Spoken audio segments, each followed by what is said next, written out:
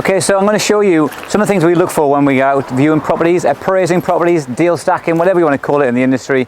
Now, when you're starting out, you're going to be doing the viewings, you're going to be stacking them, you're going to be trying to raise the money, you're going to do everything because there's just you.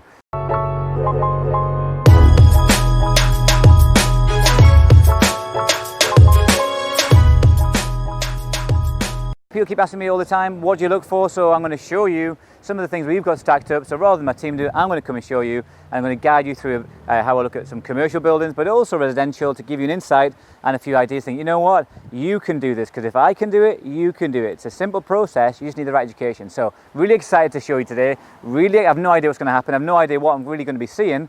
I've just got my team to stack up a couple of deals, and so we just know the deal's going to work. We just need to check the building is good too. So I'm excited of you. Let's see what happens.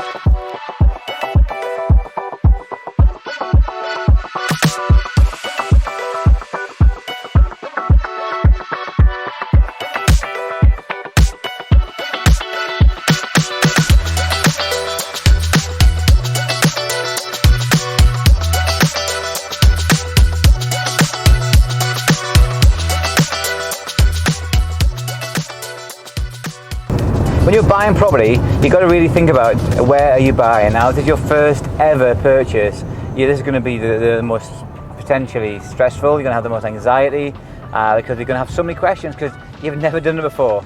And so you're going to be wondering, is it the right area? Is it the right price? Is it refurb? Is there any refurb? How do I negotiate? How do I even offer on with estate agents? How am I going to even actually, what do I'm looking for when I'm doing a viewing? My team have already lined up the initial appraisal. So what I mean by that, they've gone through and they're looking for things that we want. So really, first thing to do is decide on what is it you're looking for, because once you've got clarity, you're then going to make better decisions. And so this stuff today is smaller commercial and smaller residential. We know it stacks on paper if we get the right price. So today I am doing an initial appraisal to see whether the documentation matches up with reality, a bit more of the area, the situation of the seller. Just kind of get a feel for it. Is it something we really want? Because even if you do a desktop view of the property, you don't really know until you physically get in there. So let's find out.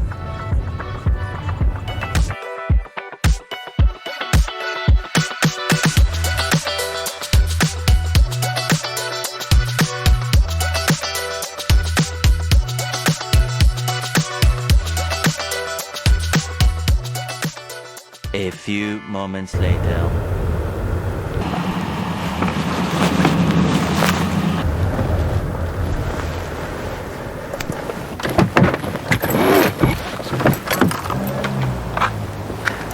We cancelled the viewing. So we cancelled the viewing because the research we found was that the demand for the area wasn't right. So ultimately, why go to waste my time if the appraisal doesn't fit our area? So with the data says it isn't going to stack, and we only found that out just when I was on the way to the viewing. So why waste your time? So that's the importance of actually doing your research, and before you even go there, do your initial desktop appraisal to make sure you're not wasting your time. So that means if you've got yeah, you're right.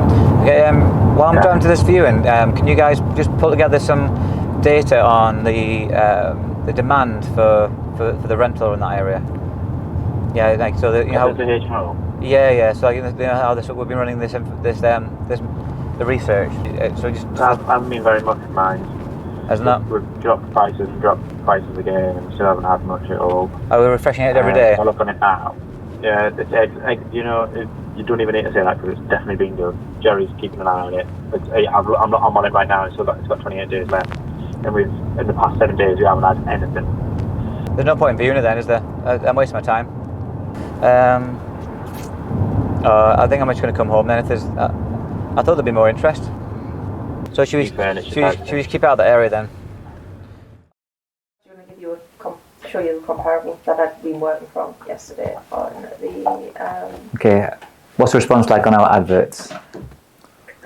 Zero, quite honestly. Okay. We have had interaction through the advert, but we haven't had any. We've had people viewing the advert, but we haven't had any actual calls made or any direct contact made for it. But looking at the price points going forward, on some of them, there's a double ensuite starting at So let's just call that area. So what we've been doing here is Christine has been actually doing some market research for us, because we're not just doing buy-to-lets, we're actually trying to dominate and create great quality products, which is house shares. And our market research shows this new area that we're thinking about investing in is it doesn't have high rent rolls, and also the demand is low. So for us, that's so that's why we cancelled our viewings today. And you think, well, Tom, why didn't you do that before you went out? Well, because ultimately, sometimes the market research takes a few weeks. So you've got to get that the consistency over time. And when a deal is live and hot, you've got to take action.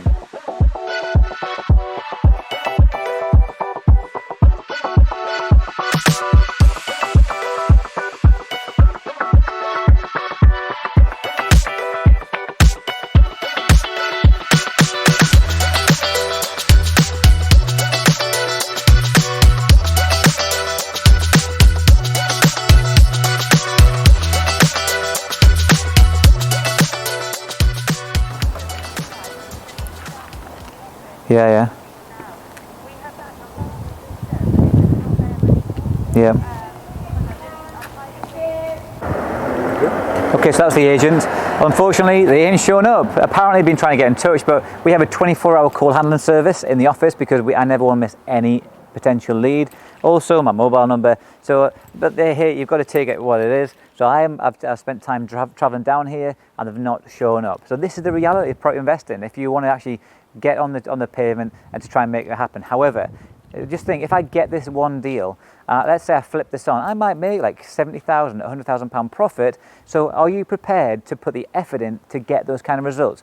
Or if we held this property, we might turn it into an HMO and we make 1,500 pounds. So are you committed to putting the time to view this kind of stuff to get those results? Because I am, because it works. But you could have a choice. You could say, I haven't got time for that, I'm not interested in that. That's why you can use people like us, because we will do it for you, and we provide the service where it's like hassle-free armchair investing. We say, here's a great deal, and then you work with us and we build your portfolio. How cool is that? So either come and learn with us so I can show you how to do this, or come and work with us and we do it for you. Hey, it's a win-win. There's a no-brainer. Either way, we can solve your problem. Either learn how to buy this stuff, or learn how we can help you do it for you. 1 hour later. Cool. So, what's happening here? That's all right. Cool. The first thing you can see when you look around the house is there's some form of damp going on here. You can just smell it. But telltale signs is you can see the dark patches are often mold. But I used to get worried when I first started buying houses. I would never ever really have the confidence to know what that is. But if you don't know what you're looking at, just get somebody around. So either pay for somebody's time to come and show you, or form good relationships with builders. So all this kind of stuff, just look past it. So immediately it's got electric heaters. So I always think, oh well, it just needs a full central heating system. So I know that immediately there's like $3.5 grand, $4 grand potentially to redo this house.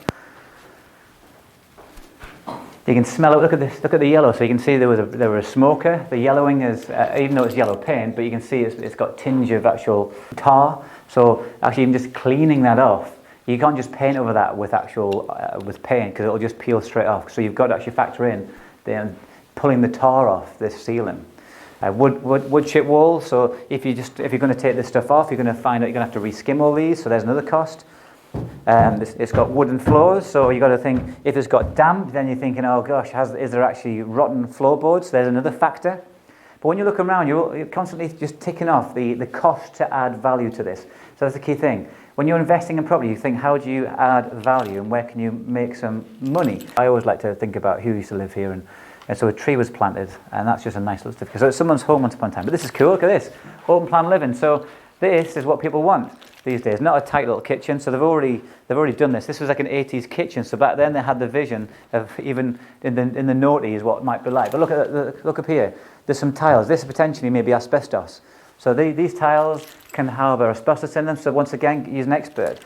But if you think, gosh, Tom, how do you know all this? Well, you don't need to know it. Just bring an expert around to help you work it out. So you've got a downstairs shower room with some form of, look at this. Don't know what's been going on here, but that's interesting. So the downstairs shower room, there's likely to be damp. So this now, we've got concrete floor. So it's probably going to need another concrete floor. let's have a look at the back. What a great space. So you're checking in for guttering, you're checking for the roof, and tar roofs. The felt roofs are often a place where you need to repair stuff. You can see that it'll need new guttering. Look at the fencing at the back. People often forget this. You've got this fiberglass carport, but it looks pretty good overall. Yeah, I like this one. So when you look around, you're thinking about your outcome. That's the challenge. This is the tip. The tip is, what is your outcome on this? So for me, I'm thinking, could it be an HMO? Could it be just a flip? Could I make this a really cool place to live and add value? No more storage. So the thing to do is often bring a torch. So you're looking at the electrics. It's obvious that these are going to need upgrading. This is like 70s electrics. Look at this. But am I bothered? No, you just factor in the cost. So full rewire, maybe £3,000 on this, 3.5. So already we're clocked into at least 20,000 quid to refurb this, but I haven't even gone up the stairs. Because it'll need your kitchen, your bathroom. Often this is when you walk up the stairs, if you feel it's slightly slanted, that's when you can feel that there's maybe some subsidence. None of that on the go. Wow, look at these. So this room's got some form of like foam all over the walls. I don't know if it's insulation or it's like the trendy 80s thing to do. Who knows? Good size once again. And then the thing, ultimately, you don't know if it's a stud wall, that's basically a timber wall or an actual structural wall, until you get it fully checked out. But as a rule of thumb, if it's hollow, it's likely to be supporting. And if it's solid, like this one, I'm guessing I've not done it yet. Oh, that's solid as well. So this might all be just non-supporting, but then I'll have to get an engineer in to double check that. Look at these slidey doors. You don't see these very often now. Look at that. So one no-no: never put a carpet in a bathroom. Think of if I had a swab right now. Think of all the bacteria. Oh yeah. So there we go. So now what I'll do is I'll think about what the cost is. But you can only work out the cost if you know what the outcome is. So it's what is it you're going to do with the building. You could go up and build another 2 rooms. Could you add value there? So there's loads of extra ways you can think about what the value is, and I'll do another video on that. But I've looked around it, I'm looking at what do I need to do, and I'm adding at the cost. So if you don't know what to do, bring a builder in. But ultimately it's always outcome focused. What is it you're going to do? What's the intention, and how much is it going to cost? How much profit do you want to make, and then you know what the maximum you can put in and the offer is. Hope you enjoyed it. See you later.